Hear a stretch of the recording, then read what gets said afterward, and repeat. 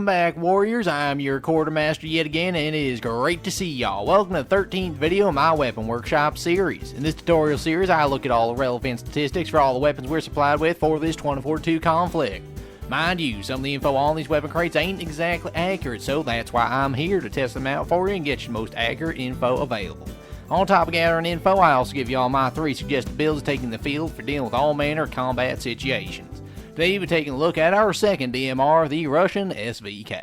The SVK was originally introduced in Russia in 2016 as a semi-automatic sniper rifle / DMR.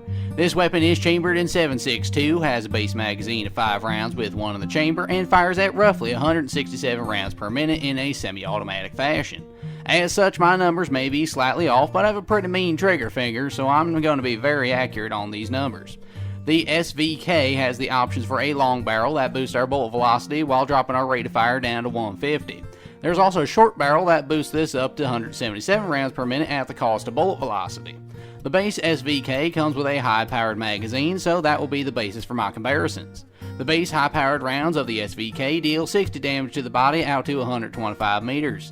From 126 meters and beyond, damage drops to 35. Headshots only boost our damage by 50%, meaning that up close, headshots don't change anything. Using this information, we end up with a base TTK of 359 to 719 milliseconds. And then a headshot keeps our TTK consistent at 539 to 719 milliseconds. If your target's at full health, then headshots just are not worth going for. The SVK also has access to standard issue magazines. These magazines increase our ammo capacity by 100%, increase our rate of fire to 208 rounds per minute, and reduce our bullet velocity and range. It claims to decrease recoil, but as you'll see later, these rounds do nothing for recoil control. The reduced range on these rounds is negligible in most cases. With these standard issue rounds, we deal 60 damage out to 100 meters, a 20% decrease to our range. After that, beyond 101 meters, damage drops to our minimum of 35. Using this info, we end up with a TTK between 288 and 577 milliseconds. Dropping in a headshot again keeps us consistent in time to kill, this time being 288 to 577 milliseconds. Armor-piercing rounds are the next ammo type we have access to, and just as with every other version of these bullets, these rounds are less effective against infantry. These rounds share the same rate of fire as the HP rounds, sitting right around 167 rounds per minute. These magazines also reload slower. In terms of damage, these rounds deal 1.2 damage to both jeeps and tanks, meaning we deal a consistent 6 damage per magazine, so pretty terrible there. Against infantry, these rounds deal 35 damage out to 75 meters. After that, from 76 meters and beyond, we deal a measly 28 damage per shot. Using these stats, we end up with a TTK between 719 and 1078 milliseconds. Pretty awful, all things considered. And in a headshot will not change those values, so it'll still be between 719 and 1078 milliseconds. Our final modifying barrel attachment is the suppressor, specifically the 6KU suppressor. Using this suppressor hides our blip from the minimap, dampens the SVK's fire and volume, and reduces our muzzle flash. All this is at the cost of bullet velocity and damage. From 0 to 125 meters, we now deal only 56 damage, still enough for a 2-shot kill however. After that, we deal only 33 damage, changing our 3-shot kill to a 4-shot kill and increasing our TTK. Speaking of which, our TTK with a suppressor ranges from 359 to 1078 milliseconds, on par with the armor-piercing ammo. However, keep in mind, you'll almost never be fighting beyond 125 meters, so a suppressor is actually fine to run on this weapon. There are also 2 underbarrel launchers that I should mention. The 40mm HE launcher that can provide a 1-shot kill on impact and deals heavy damage in a small radius. The other launcher, the 40mm AP launcher, deals only 10 damage to infantry, but 35 damage to jeeps and hovercrafts. For the recoil plots here, I did my testing at 20 meters, which is a little close for a DMR, but still twice my usual AR SMG test range. The recoil on the SVK is extremely manageable no matter the attachments. The biggest change I could see was with the long barrel reducing recoil by lowering our rate of fire and the tactical compensator kicking our recoil up higher. Other than that, there's really no attachment that drastically changes how this weapon performs. In terms of hip fire, the SVK is surprisingly good with it. Now, don't let the reticle fool you, the SVK has some pretty solid centered hip fire recoil at about 5 meters, probably the only time you should be hip firing with this thing. The rattlesnake grip slightly reduces our hip fire spread when compared to our base recoil, but the LS1 laser, as always, does the best job in this department. The change from base to laser is pretty drastic, and as you can see from the recoil plots, the shots don't kick to the sides as much as you might expect. So, as per usual, I got 3 good builds for you to choose from, each of which will suit you for different combat situations. My first build is best for close quarters fights while being stealthy. It starts out with a Ghost Hybrid optic for an optional zoom between a 1.25 and 4 times zoom, allowing for a variety of engagement ranges. We next move on to the standard issue extended magazines for a 200% increase in ammo at the cost of reload speed. Our underbarrel is the LWG grip for an accuracy boost while on the move, great for keeping up with your squad. We then round this build off with the wrap suppressor for a stealth factor while only sacrificing bullet velocity. Combo 1, the Spetsnaz, is what you'll need if you're an aggressive recon soldier, capable of supporting your squad from the rear without being completely removed from the fighting. The Ghost Hybrid is still my favorite variable zoom optic, as its low zoom is great for CQC fights, and the 4 times with the precise reticle is great for precisely hitting those further off hostiles.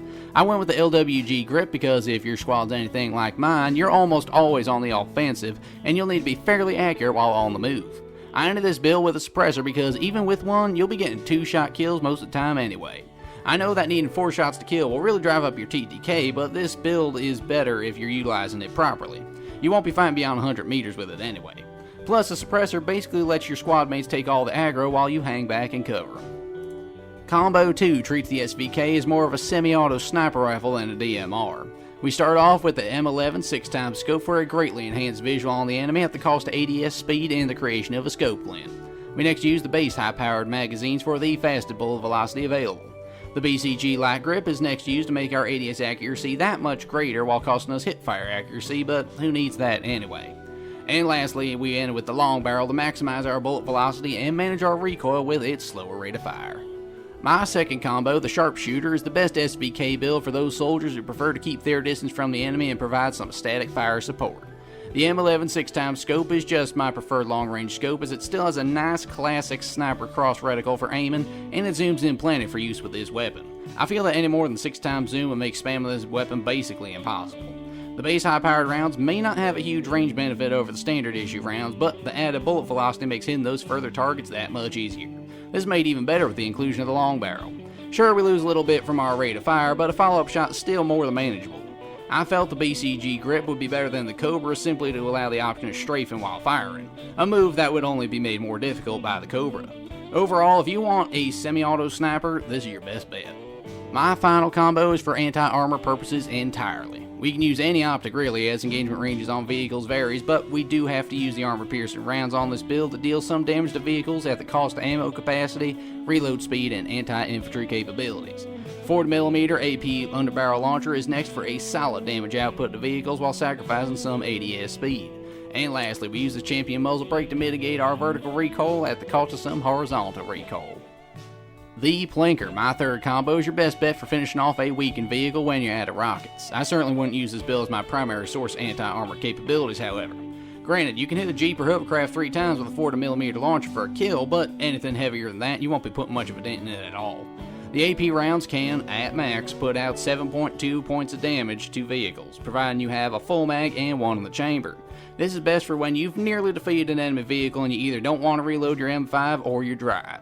Basically, this is your last best effort to defeat a weakened vehicle before it can escape. And there you have it, folks, all the stats you need to know and the best builds to properly utilize your powerful Russian SVK. Build 1, the Spetsnaz, is great for close quarter stealth fighting and for providing close fire support for your squad. If you want to play a little more passively at range, the Sharpshooter is going to be the build for you with its large scope and great bullet velocity. For those times you need to finish off enemy armor, the Plinker can take care of that with its AP rounds and its 40mm launcher. I did my best to get the most accurate stats on my personal testing of these weapons with Corporal Mad Kilo. So what do y'all think of the SVK? How does it compare to the DM7? Let me know down below. And so if I did a good job today with this briefing, be sure to leave me a like and subscription to show the majors that you want more statistical briefings just like this one. And with that, I've been your Quartermaster, and until next time, I will see you later.